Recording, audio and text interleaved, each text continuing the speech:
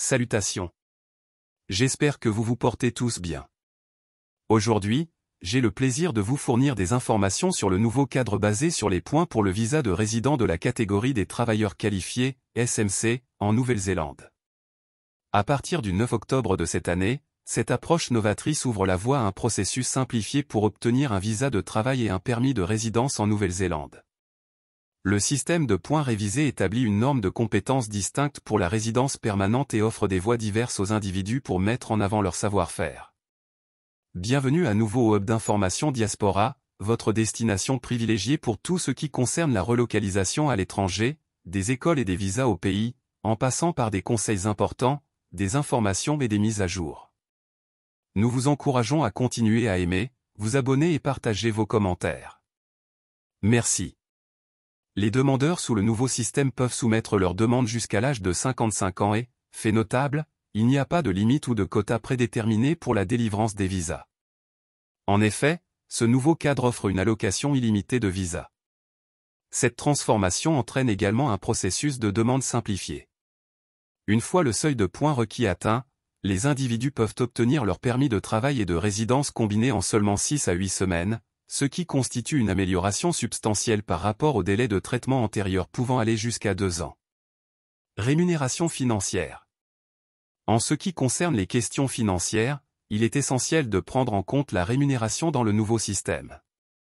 Un salaire médian d'au moins 29,66 $ néo-zélandais par heure ou un salaire minimum d'au moins 22,70 $ par heure, obligatoire à partir du 1er avril 2023, sert de base de revenus. En moyenne, on pourrait anticiper un revenu annuel d'environ 61 000 $ pour une semaine de travail standard de 40 heures. Il est à noter que ces chiffres salariaux sont nettement plus élevés que les repères correspondants au Canada. Date d'entrée en vigueur et période de transition. La mise en œuvre du nouveau système est prévue pour le 9 octobre 2023. Cependant, les personnes souhaitant procéder selon le système existant conservent la possibilité de soumettre leur candidature jusqu'à cette date. Exploration du nouveau système. Dans le discours suivant, je vais plonger en profondeur dans les aspects saillants du processus de demande de visa SMC remanié. Nous allons explorer le nouveau calculateur de points, examiner les différences entre les anciens et les nouveaux paradigmes, et élucider les avantages que ces changements peuvent apporter. Votre participation attentive tout au long de cette présentation vous permettra sans aucun doute de bien comprendre le sujet. Service de consultation professionnelle. Permettez-moi de me présenter en tant que Hub d'information Diaspora, une chaîne dédiée à aider les individus à naviguer dans les complexités de l'immigration et de l'optimisation fiscale sans avoir recours à des consultants en immigration externe, à des agents ou à des experts juridiques.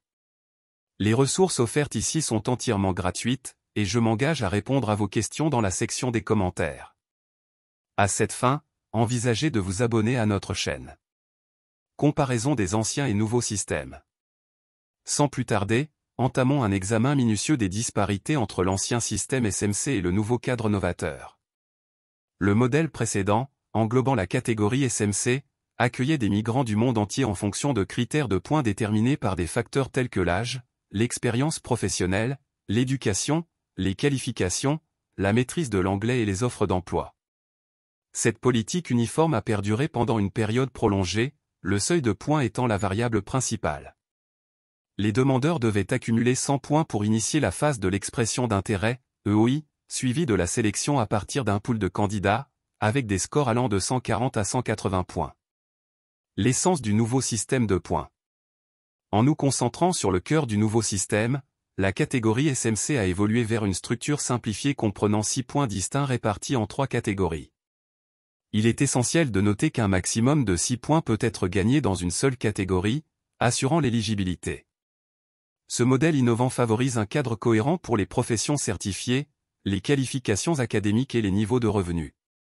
Les critères détaillés de chaque catégorie sont alignés sur différents niveaux de compétences et d'expérience.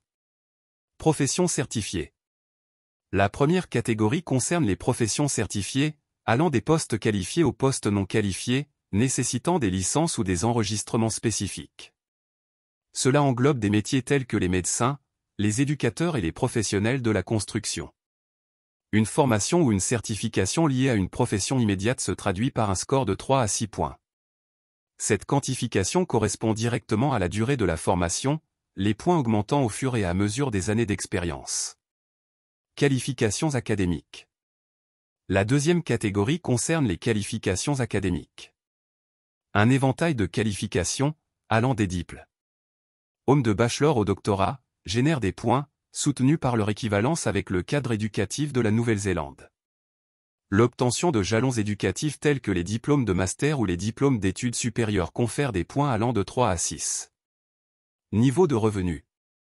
La troisième catégorie est basée sur le niveau de revenu. Une rémunération dépassant le salaire médian, actuellement fixé à 29,66 $ néo-zélandais par heure, fait progresser l'échelle des points, 6 points étant attribués pour des gains 3 fois supérieurs à cette base. Des échelles graduées de points sont en corrélation avec des multiples de salaire du salaire médian. Prise en compte de l'expérience professionnelle. De plus, reconnaissant qu'une seule catégorie pourrait ne pas permettre l'accumulation de tous les 6 points, une sous-catégorie supplémentaire accorde des points supplémentaires pour l'expérience professionnelle. Dans ce domaine, l'expérience professionnelle qualifiée s'accumule à un taux d'1 point par an, jusqu'à un maximum de 3 points. Ainsi, les candidats peuvent combiner stratégiquement des catégories avec des années d'expérience professionnelle qualifiées variables pour atteindre le total requis. Critères de l'offre d'emploi. Les demandeurs doivent veiller à ce que leurs offres d'emploi en Nouvelle-Zélande respectent 2 prérequis, l'accréditation d'un employeur autorisé et un contrat d'au moins 12 mois, impliquant un minimum de 30 heures par semaine. Continuité et exigences essentielles. Plusieurs exigences clés demeurent constantes dans les systèmes précédents et nouveaux, notamment les autorisations de caractère et de santé, la maîtrise de l'anglais, 6,5 bandes dans les tests YELT, TOEFL ou PTE, et le critère d'âge de 55 ans. Il est pertinent de souligner que le système néo-zélandais se distingue en offrant des opportunités de résidence pour l'immigration qualifiée jusqu'à l'âge de 55 ans. Conclusion. En conclusion, le système de points révisé du SMC ouvre une ère d'accessibilité accrue et de clarté pour les futurs résidents de Nouvelle-Zélande. Cette présentation vidéo vise à fournir une compréhension complète de ces changements transformateurs.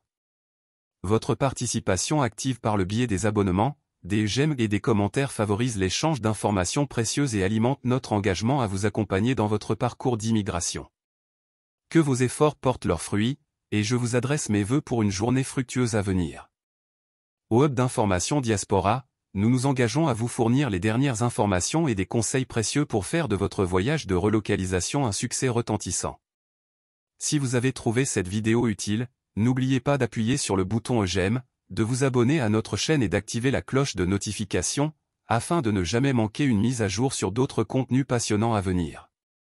Partagez vos réflexions, expériences et questions dans la section des commentaires ci-dessous. Jusqu'.